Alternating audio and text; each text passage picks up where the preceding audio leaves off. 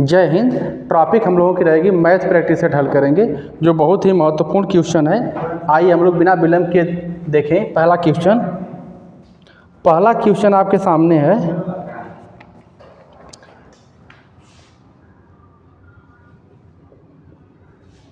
₹2240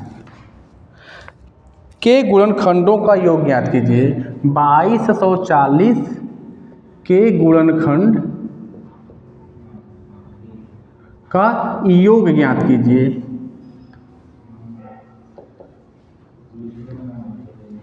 विकल्प आपके सामने रहेगा। पहला विकल्प है 890, दूसरा है 11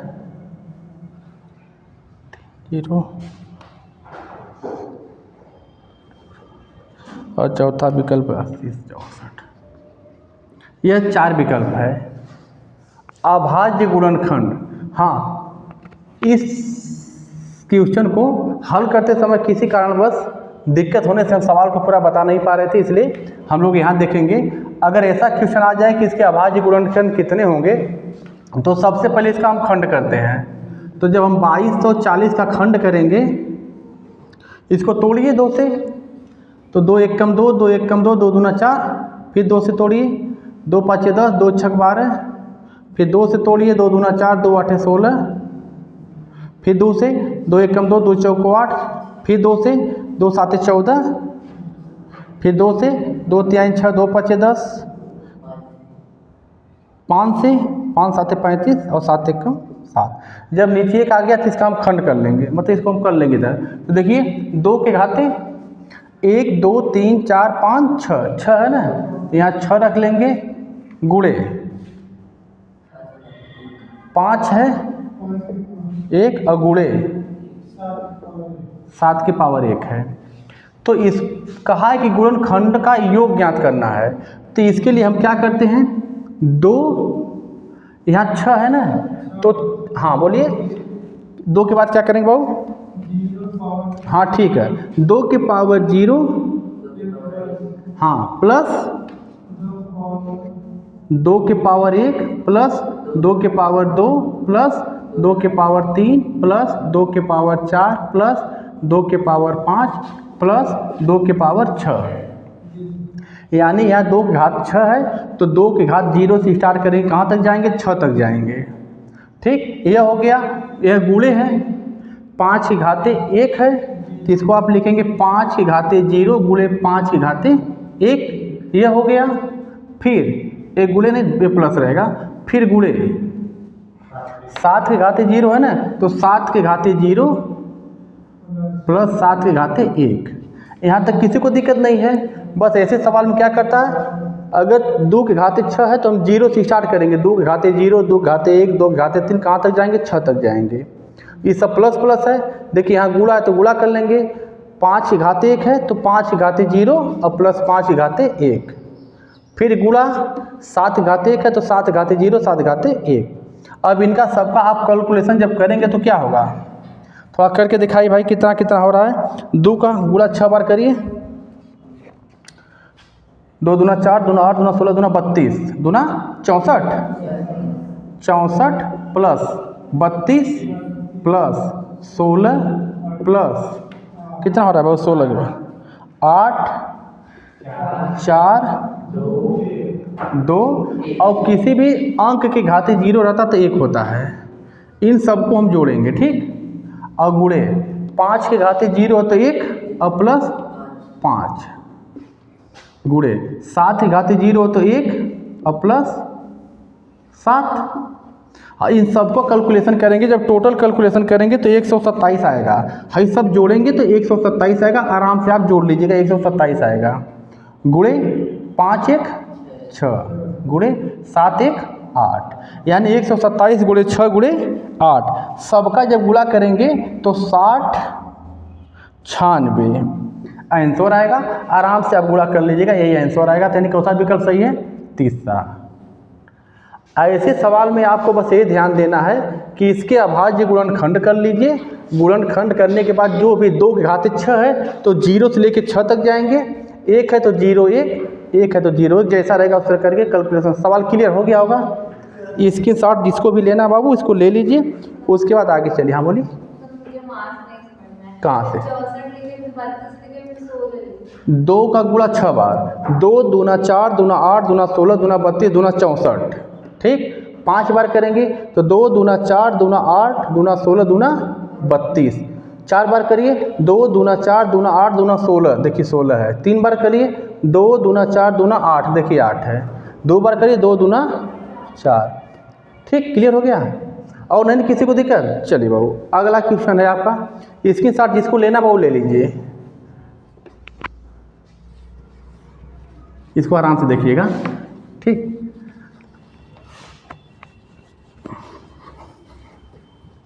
हाँ, इसमें अगला क्वेश्चन है आपके सामने, प्रथम 5 अभाज्य संख्याओं का योग क्या होगा। क्वेश्चन है प्रथम 5 अभाज्य संख्या का योग पूछ रहा है। प्रथम 5 अभाज्य संख्या का योग क्या होगा? विकल्प हम आपको दे रहे हैं। पहला विकल्प है 11, 18, 26, 28। इसे आपको देखना है भाई। प्रथम 5 अभाज्य संख्या जो है इसका योग पूछ रहा है, तो सबसे पहले 5 अभाज्य संख्या आपको पता होनी चाहिए। 5 अभाज्य संख्या बोलिए भाई, कितना कितना है?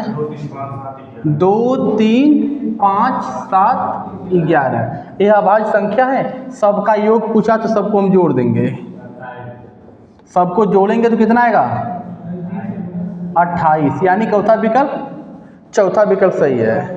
अभाज्य संख्या का मतलब समझ में आ रहा है ना? वह संख्या जो खुद से कटे बाकी किसी से ना कटे, अभाज्य संख्या रहती है। अभाज्य को इसको ऋण भी कह सकते हैं आप। अगला क्वेश्चन बोलें,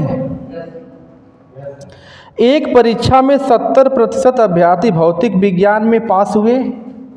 क्वेश्चन है एक परीक्षा में 70% विद्यार्थी भौतिक विज्ञान में पास हुए और 80% विद्यार्थी तर्क में पास हुए, और 80% विद्यार्थी तर्क में पास हुए। यदि दोनों विषय में 55% विद्यार्थी पास हुए, यदि दोनों विषय में 55% पास हुए,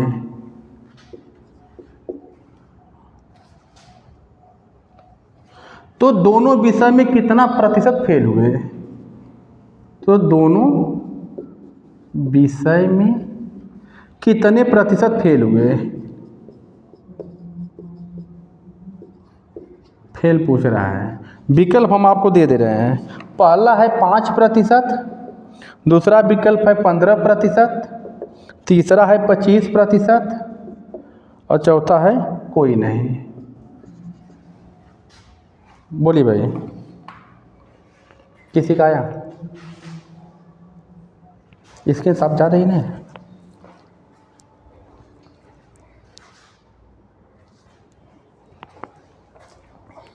हाँ, देख लीजिए, ऐसे सवाल को हल करने के लिए हमको क्या करना पड़ता है। देखिए, भौतिक विज्ञान में पास हम यहाँ लिख दे रहे हैं। अब देखिए दिखाई देगा ना, भौतिक विज्ञान का % पास है? 70% पास है, ठीक। देखिए, तर्क जो है, तर्क भी एक विषय है। तर्क में कितना पास है? 80% पास है। देखिए, पास का डाटा सब है, ठीक। और दोनों में कितना पास है? दोनों में पास कितना? 55% पास है, यही ना। जब ऐसे सवाल में तीनों डाटा एक मिल रहा है, पास पास पास सब में है ना, तो जो दोनों में दिया रहता है इसको किसी एक में से घटा के दूसरे वाले में जोड़ दिया करिए। यानी हमारे करने के मतलब अगर 55 को आप 70 में से घटाएंगे तो 80 में जोड़िएगा, या 80 में से घटाएंगे तो 70 में जोड़िएगा। तो चलिए 55 को किस में से घटा रहे हैं? 70 में से 55 घटाइए भाई। 70 में से 55 घटाएंगे कितना बचेगा? 15। ठीक है, अब जब हम 70 में से 55 घटा दिए तो जोड़ेंगे किस में? 80 में। 80 जोड़ दीजिए इसमें, कितना हो गया? 95%। ये कौन है? पास है ना, यानी 95% कौन हो गए? पास है। हमसे पूछा है कितना परसेंट फेल है, तो कोई चीज़ 100% होता है, 100% में अगर 95% पास है तो 5% फेल है। हम 100 में से क्या करेंगे? 95 घटा देंगे। जब घटाएंगे तो 5% आंसर आपका आएगा कि यही फेल है। ठीक, विकल्प कौन सही है? यह। ऐसे सवाल में ध्यान दीजिएगा, तीनों डाटा लिख लीजिए। अगर तीनों पास पास है तो जो दोनों दिया है उसको किसी एक में से घटा के किसी एक में जोड़ दिया करिए, आपका आंसर आएगा। ठीक, चलिए अगला क्वेश्चन है, 10 से 40 के बीच सभी अभाज्य संख्याओं का औसत बताइए। क्वेश्चन है 10 से 40 के बीच सभी अभाज्य संख्या, सभी अभाज्य संख्या का योग, सभी संख्याओं का औसत पूछ रहा है। सभी अभाज्य संख्याओं का औसत बताइए। विकल्प हम आपको दे दे रहे हैं। पहला है 22.5, पहला विकल्प 22.5। अगला है आपका 1.33, अगला है 1.23 और एक है 0.21। इसको बताना है। 1 से लेके 40 तक सभी अभाज्य संख्याओं को भाई बताइए। 1 से 40 नहीं, कितना से? 10 से 40 के बीच सभी अभाज्य संख्या। सबसे पहले तो 10 से 40 के बीच सभी अभाज्य संख्या बोलिए तो भाई। 11, 13, 17, 19, 23, 29, 29 के बाद 31, 37। भाई दिखाई दे रहा क्या बाबू कि नहीं? नहीं, कहाँ तक दिखाई दे रहा? 29, 31, चलिए 37। यानी 10 से 40 के बीच सभी अभाज्य संख्या, सभी अभाज्य संख्या का मतलब जो किसी से न कटे। हाँ, 10 से 40 के बीच में रहना चाहिए। तो देखिए 11, 13, 17, 19, 23, 29, 31, 37 यह अभाज्य संख्या है। ठीक, तो कह रहा है कि इनका औसत बताइए। तो औसत बराबर क्या होता है? कुल योग बटा उनकी संख्या, कुल योग बटा उनकी संख्या। अब सबको जोड़ना पड़ेगा, सबको जोड़ना है तो हम सबको जोड़ लेंगे। 11 + 13 + 17 + 19 + 23 और +29 + 31 + 37। 37 दिखाई दे रहा होगा? हाँ दिखाई दे रहा है 37। अब बटा उनकी संख्या, तो उनकी संख्या क्या है? 1 2 3 4 5 6 7 8, 8 है। अब ऊपर जब सबको कैलकुलेशन करेंगे, जब सबको जोड़ेंगे तो आएगा आपका 180। यह सब टोटल कैलकुलेशन आराम से आप कर लीजिएगा। सबको जोड़ने पे 180 आएगा बटा 8। 8 संख्या 8 है ना, आप इसको आप काट दीजिए बाबू। 8 दूना 16, तो क्या बचेगा? 20। फिर 8 दूना 16, 10.8 बचे, यानी 22.5 आपका विकल्प पहला सही है। क्लियर है? अगला सवाल लीजिए, जिसको स्क्रीनशॉट लेना ले लीजिए भाई।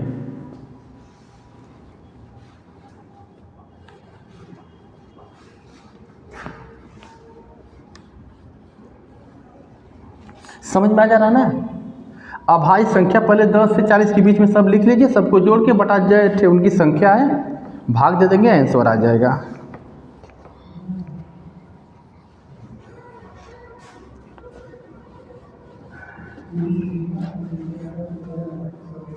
अगला क्वेश्चन आपके सामने है। हाँ देखिए ना, हम यहाँ लिख दे रहे हैं क्वेश्चन 323.46, 323.46। बाबू ऊपर की स्क्रीन कट रही क्या लग रहा है? चलिए क्वेश्चन अगला है आपका 323.46 प्लस 23.04 माइनस 43.17 माइनस यक्स बराबर 303। तो यक्स का मान बताइए, तो यक्स का मान बताइए। यक्स का मान पूछ रहा है भाई। विकल्प जिसको लेना ले लीजिए। 0.33, अगला है 1.33, अगला है 1.23, अगला है 0.12।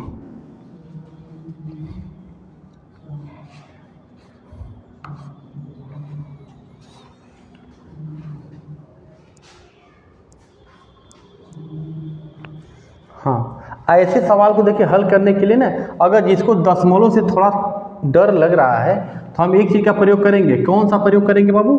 भागु जोग। भागु जोग, यानी पहले भाग तो इसमें भाग कहीं नहीं है, गुणा तो गुणा भी कहीं नहीं है, जोड़ है, जोड़िए पहले। तो देखिए यह है ना, तो 323.46 यह और प्लस 23.04। दशमलव वाले सवाल में क्या करना पड़ेगा? दशमलव के नीचे दशमलव लिखना अनिवार्य होता है और बाकी अगल बगल जो संख्या आप रख लीजिए। यह हो गया, ठीक है। तो इसको जोड़ेंगे हम, टोटल इसको जोड़ेंगे तो कितना हो जा रहा है बाबू? 346.50। इसको आप आराम से जोड़ लीजिएगा। 6 4 10, 4 1 हासिल 5 हो जाएगा, 3 3 6, 2 2 4 और 3, कुल मिला के 346.50 आया है। हम इसको जोड़ लिए। अब यह माइनस है तो माइनस किस में से घटाइए, तो दशमलव के नीचे दशमलव लिख के उसके आगे जो 43 है और जो पीछे 17 है इसको कर लीजिए, इसको घटाइए। यह देखिए जोड़ा गया था तो यह आया है। अब यह घटाएंगे तो इसको घटाने के बाद कितना आएगा भाई? हाई घटाएंगे तो देखिए 10 में से 3 7 जा 3, 4 में से 1 जा 3, यहाँ 6 में से 3 जा 3, ये हो गया 0, यानी 303.33। इसको जोड़े हैं यहाँ पर देखिए, उसके बाद इसको घटाए हैं तो आ गया है आपका 303.33 और यह है माइनस यक्स और उस साइड क्या है 303। अब देखिए यह माइनस यक्स अपने जगह रहेगा, यह 303 अपने जगह रहेगा, यह जाएगा प्लस है, उधर जाएगा तो माइनस हो जाएगा। तो क्या हो जाएगा?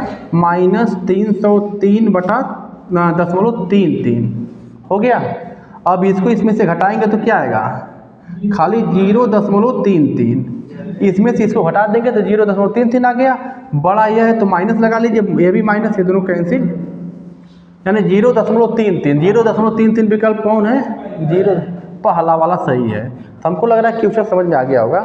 दशमलव वाले में क्या करना है? दशमलव के नीचे दशमलव लिख के अगल बगल जो भी संख्या आ रहेंगी आप उसको कैलकुलेशन करके हल करेंगे। क्लियर? अगला सवाल ले लीजिए। अगला क्वेश्चन है आपका, हम यहाँ बता दे रहे हैं सवाल। हाँ देखिए क्वेश्चन है, यहाँ पर लिख दे रहे हैं, कर्णी में 5 इंटू फिर कर्णी में 5 इंटू फिर कर्णी में 5 इंटू फिर कर्णी में 5, यानी 1 2 3 4 4 बार कर्णी में 5 करके इस तरह करके डैश डैश अनंत कर दिया है। तो कह रहा है मान ज्ञात कीजिए, मान ज्ञात कीजिए। विकल्प हम आपको दे दे रहे हैं 5 6 7 8, यानी ध्यान से रखिएगा, कर्णी में 5 फिर कर्णी में 5 फिर कर्णी में 5, ये सब इंटू इंटू है बाबू। कर्णी में 5 कर्णी 5 डैश डैश करके अनंत है। तो कह रहा मान ज्ञात कीजिए, इसका मान क्या होगा? थोड़ा अगर किसी को आ रहा है तो बताइए भाई। हाँ, अगर कर्णी वाले सवाल में कहीं भी अगर अनंत दिखाई दे रहा है तो जो इसके अंदर अंक होता है वही उसका आंसर होता है, यानी इसका आंसर क्या हो जाएगा? 5 हो जाएगा। ध्यान से, यानी कर्णी में अंदर करके सवाल दिया, बाद में अनंत कर दिया है, तो अनंत करने के बाद जो भी कर्णी में अंक है वही उसका क्या होता है? आंसर होता है। क्लियर है ना? चलिए, अगर इधर क्लियर हो गया तो आगे आइए।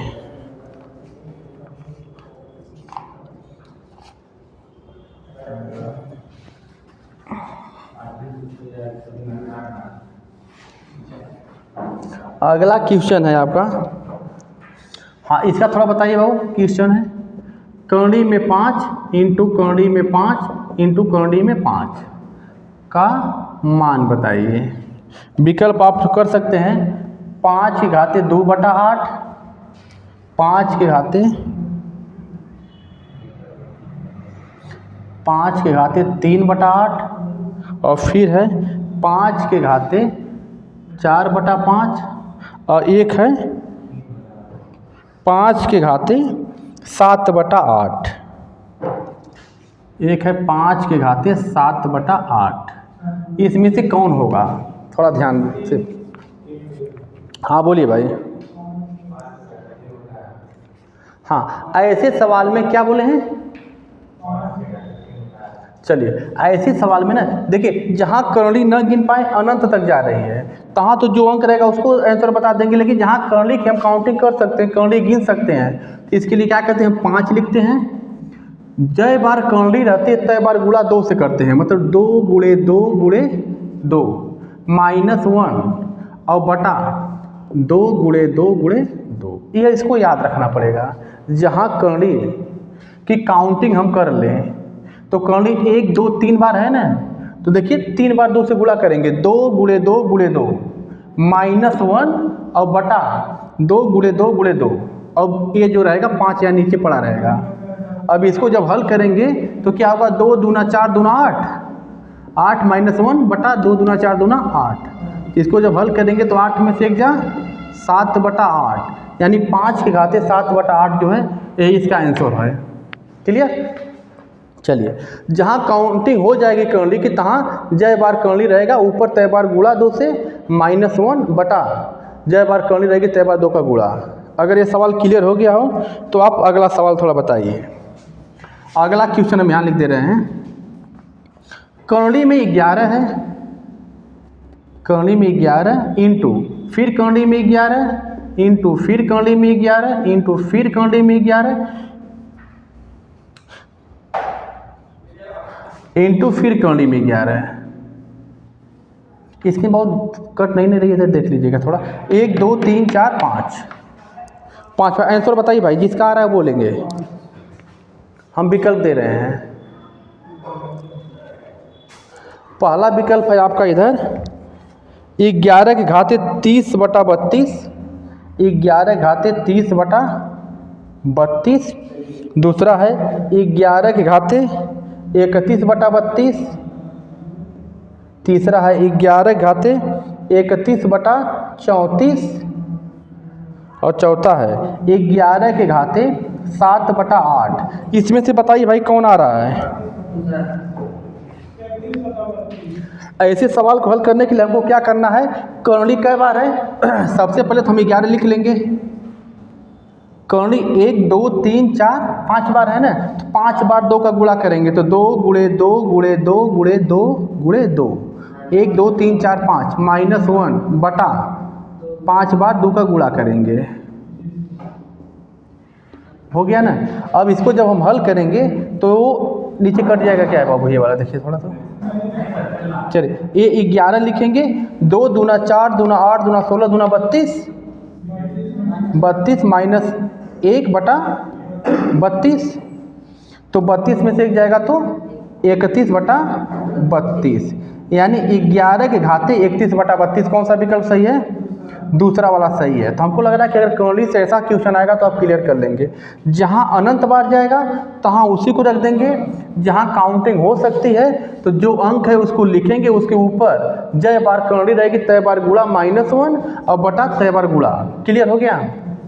चलिए अगला सवाल ले लीजिए।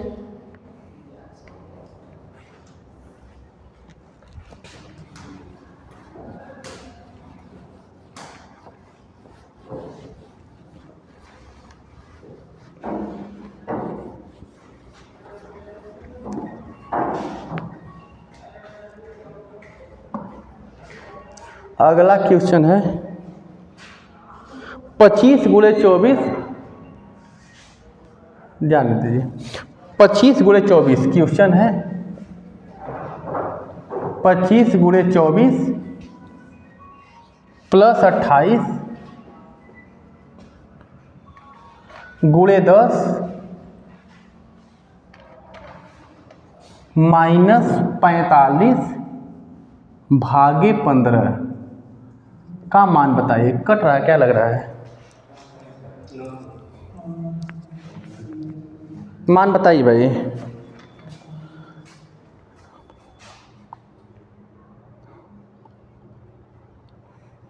विकल्प हम आपको दे रहे हैं। विकल्प है पहला 377, दूसरा है 477, तीसरा है 577 और एक है 877। आंसर बताइए। हाँ, ऐसे सवाल में आप किसका प्रयोग करेंगे? भाग, गुण, जोग। पहले भाग, फिर गुणा, फिर जोड़, फिर घटाना। तो सवाल आपका यही है ना। तो हम क्या लिखेंगे? 25 गुणे 24 और प्लस 28 गुणे 10 माइनस 45 भागे 15। तो काटेंगे 15 तियाँ 45, भाग तो हो गई। अब करना है गुणा। तो गुणा सबका करना पड़ेगा। गुणा देखिए, 25 का 24 में गुणा करेंगे तो 600 प्लस 28 का 10 में करेंगे तो 280। ठीक है, इधर क्या बचा? माइनस 3 बचा है।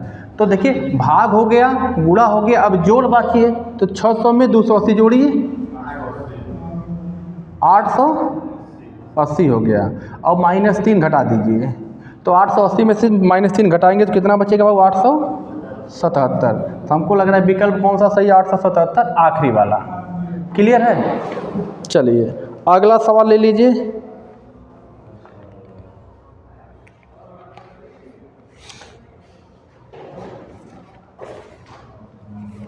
अगला क्वेश्चन है 1570 के घाते 67 में इकाई का अंक बताइए। इकाई का अंक क्या होगा? विकल्प आपका है 1650। तो बिल्कुल सही, 0।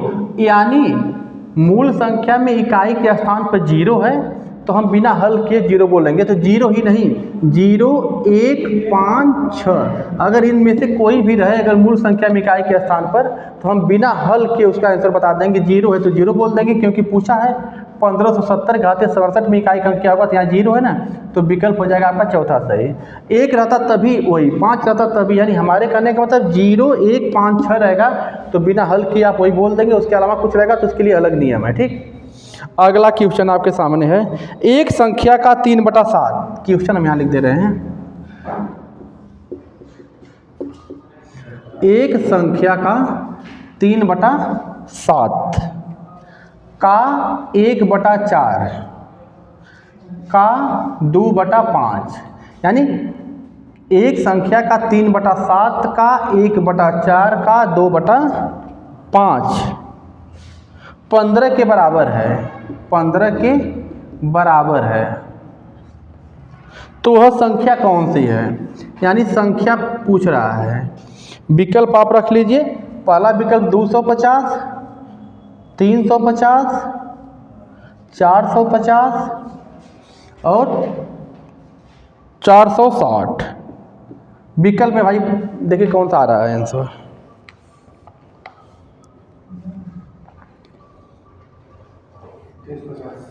हाँ, ऐसे सवाल हल करने के लिए हम लोग क्या करते हैं? कोई संख्या नहीं मालूम, x मान लीजिए, x का 3/7 का मतलब गुणा होता है 3/7 कर लीजिए, गुणे 1/4 है तो 1/4 कर लीजिए, गुणे 2/5 है तो 2/5 कर लीजिए। कर है बराबर एक, कितना बराबर है? 15 के। हम बराबर 15 लिख देंगे। और जब बराबर 15 लिखेंगे तो इसको जब कैलकुलेशन करेंगे तो नीचे जितना है सब चला जाएगा गुणा में। तो हम इसको लिख सकते हैं 15 गुणे, हाई सब नीचे वाला ऊपर जाएगा, 7 गुणे 4 गुणे 5 और बटा ऊपर वाले जो है सब नीचे आ जाएंगे। तो 3 गुणे 2। एक का कोई मतलब नहीं होता है, काट दीजिए। 3 पचे 15, 2 दूना 4। अब 7 पचे 35, 35 दूना 70 और 70 पचे 350। यानी विकल्प कौन सा सही है? बी वाला। तो हमको लग रहा है कि आपको सवाल समझ में आया होगा। आज हमारी वीडियो यहीं तक रहेगी, आगे मिलेंगे दूसरे वीडियो के साथ। तब तक के लिए धन्यवाद।